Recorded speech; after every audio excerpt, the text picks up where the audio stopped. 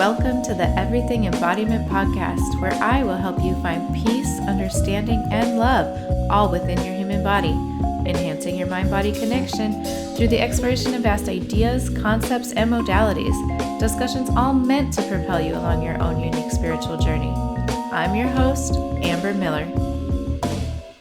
Welcome back to the podcast. I'm your host, Amber Miller, and this week we are talking spiritual awakenings. If you follow me on my socials, you will have seen that I have launched the Embodiment Energy and Intuition training, and I really created this program for those who have recently gone through a spiritual awakening and are just kind of looking for their next steps. So with that, I have to ask, what if the moment that shattered you was actually the moment that awakened you? I have to just put out there real quick, there is a trigger warning. I do talk about miscarriage, nothing in great detail, but it is mentioned. I wasn't seeking a spiritual awakening. I wasn't trying to find God. I was just trying to stay pregnant. I was doing everything right, manifesting, trusting, surrendering, but the universe had other plans. This is the story of my awakening, how it came through loss, rage, disbelief, and ultimately the most profound shift of my life. And if you've ever asked, why is this happening to me? This episode is for you. Let's begin. I was furious. I had told the universe I would surrender. I wouldn't fear a miscarriage. I would trust. I would allow myself to fully enjoy being pregnant, and I did. And then it was taken from me. Why would the universe teach me to surrender only to let the pregnancy end in a miscarriage anyway? It felt cruel, pointless, like I was being toyed with. I had been duped. It wasn't my first miscarriage, but this one did feel like divine betrayal. The pregnancy had come easily, the very first month of trying, so different from our journey with my daughter. Even the due date felt magical, perfectly aligned with both mine and my husband's birthdays, just like our daughter's had been.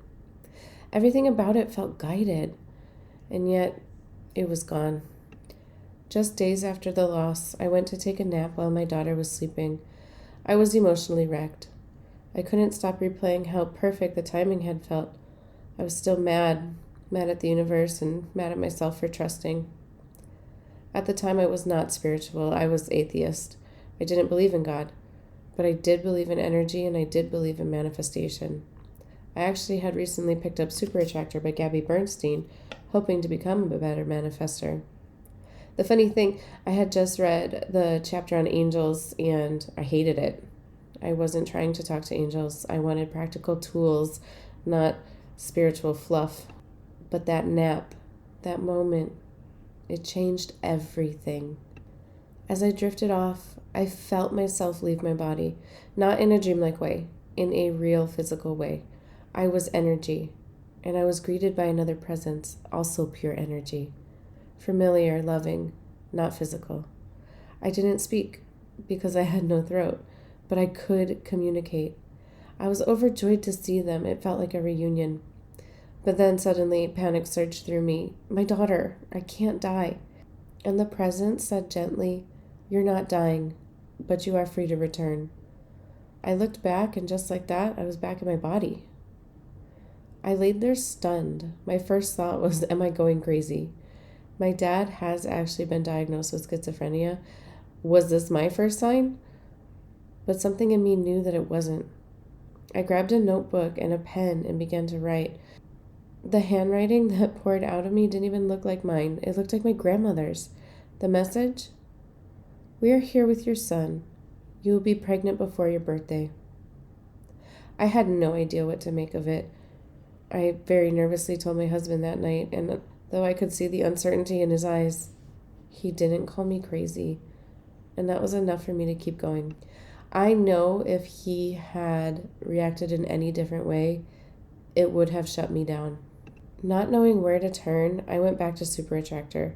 I reread the chapter I had dismissed. It had mentioned asking angels for lilies as a sign of pregnancy. So I asked. And within hours, I got my lily. 2 months later, on my daughter's second birthday, just 10 days before mine, I found out I was pregnant with my son.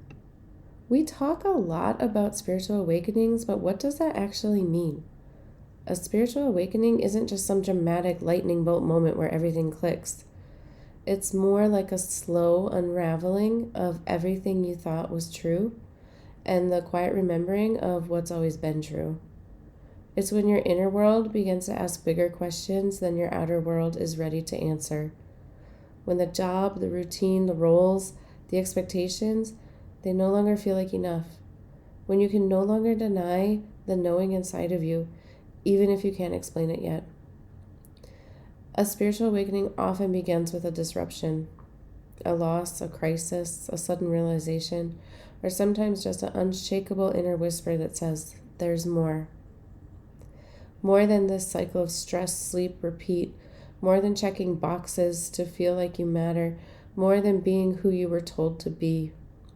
It's when the soul stirs, and instead of looking outward for the answers, you start to turn inward, even if you don't know what you're looking for yet. And honestly, it can feel like depression. It can look like chaos. But beneath it all, something ancient inside you is waking up. You might cry more, feel more, sense more. Your body may start rejecting what's not aligned. You might lose friends or feel like a stranger in your own life. And as painful as that sounds, it's also beautiful. Because everything that falls away was never the truth of who you are. A spiritual awakening is not a becoming, it's an unbecoming, a peeling back, a softening, a returning. And we can't talk about awakening without talking about the dark night of the soul. Because here's where most love and light spaces skip over. Awakening isn't all angel numbers and third eye activations. Sometimes it's rage, numbness, silence, and grief. A dark night of the soul is when everything familiar falls away. Your roles, your beliefs, your ambitions, even your sense of self, and nothing new has formed yet. It's the space in between identities where you feel like you're dissolving. You might still get up and go to work. You might still smile for your kids, but inside, it feels like something is dying. And it is. The old you is dying. Not because you've failed or you're broken, but because your soul is asking for truth. And everything that isn't true is being stripped away. It's not a punishment, it's a passage, and it is sacred. But let me be honest, it's also terrifying. And you might even feel disconnected from spirit, from your joy, from your purpose. Even the things that used to light you up. That's the dark night. It's the void, the cocoon, the womb of the new you being formed. The dark night is not the end of the story, it's the threshold. You are not lost, you are being reborn. You are not disconnected, you're being recalibrated to your truth. This is the season where you don't need more goals, you need grace. You don't need to figure it out, you need to feel it through. You're not crazy, you're not failing. You're in the fire of transformation. You're not alone, you're not broken, you're awakening. And yes, it's hard. But on the other side, clarity, peace, power, a version of you that's rooted, radiant, and real. Here's the part I haven't told you yet. Even after the signs started showing up, even after the out-of-body experience, I didn't just float into trust and alignment. I wrestled with my ego every single day.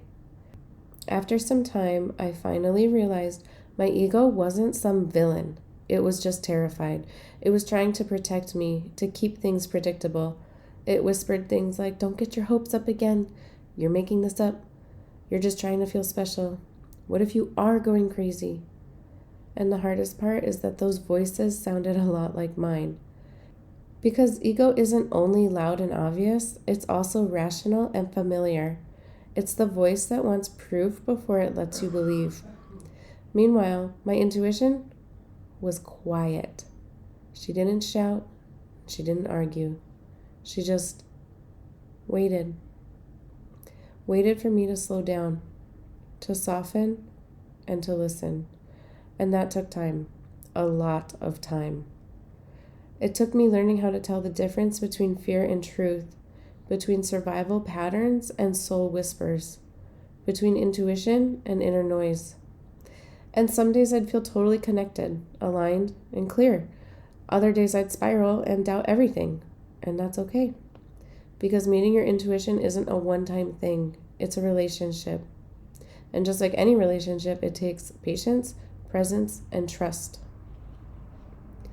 My spiritual awakening was about 5 years ago, and from that moment on, I couldn't go back to who I was. I didn't even recognize her anymore. The loss cracked me open. Since then, I've spent 5 years on a path of deep remembrance. I dove into quantum manifestation. I studied mediumship. I got readings, took courses, read the books, questioned everything. Astrology, human design, energy healing, the Akashic records, between life soul regressions, countless hours consuming information from various podcasts. I followed every thread that helped me understand who I really am and why I'm here. And all of it brought me back to one truth. We don't heal by finding answers out there. We heal by coming back in. I often hear people say their awakening felt lonely, and I get it. Mine was too. When your perception of the world starts to shift, when your intuition turns on, when everything that used to make sense starts to unravel, it can feel like you're floating between worlds. You start to see more, feel more, know more, but you don't always know what to do with it. It's disorienting. It's also terrifying. And that's why I created the Embodiment, Energy, and Intuition certification. Because after your world flips, you don't just need information, you need a path, you need tools, you need a safe space to remember your own power. This isn't just a spiritual course, it's a sacred homecoming, a remembrance of who you are beneath the roles, the fear, and the noise. The Embodiment, Energy, and Intuition certification is where your awakening gets anchored, and it's where you don't just learn, you transform. You'll learn intuitive, ethical, heart-led energy healing. You'll receive professional astrology and human design charts. You'll be guided through subconscious healing and reprogramming. You'll practice tuning into your own intuition, not as an idea, but as a felt sense. You'll be introduced to channeling and the Akashic records. You'll be seen, held, and witnessed. And whether you're here to heal yourself, hold space for others, or just find your way, this journey will meet you where you are. Because this is the bridge from confusion to clarity, from closed to open, from seeking to embodying. Your awakening might not look like mine, but if you've ever had a moment where truth got louder than your fear, if you've ever experienced loss that cracked you open, if you're questioning what you believe or what comes next, if you're in the shattering, I see you. If you're in the dark night, I've been there. If you're meeting your intuition for the first time, trust her. If you're becoming, keep going. This is the path home. You're not alone and you're not crazy. You might just be awakening. You guys, we start June 2nd and there's still a few seats open. You can find everything you need at everythingembodiment.com or in the show notes. If this episode resonated, I would love to hear your story. Message me on Instagram or TikTok, everything.embodiment, or email me directly, amber@everythingembodiment.com. Let's connect. And as always, keep trusting, keep listening, keep returning to your truth. I'll see you guys next week.